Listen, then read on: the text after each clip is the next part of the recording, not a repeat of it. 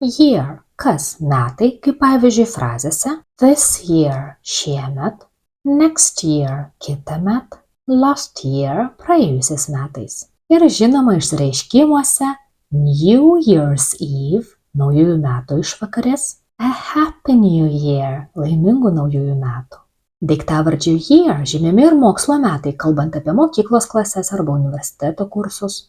She was in my year at school. Ji mokėsi su manimi vienoje klasėje. He is in his first year. Jis mokosi pirmame kurse. Žodį year taip pat vartojame, kai kalbame apie kieno nors amžių.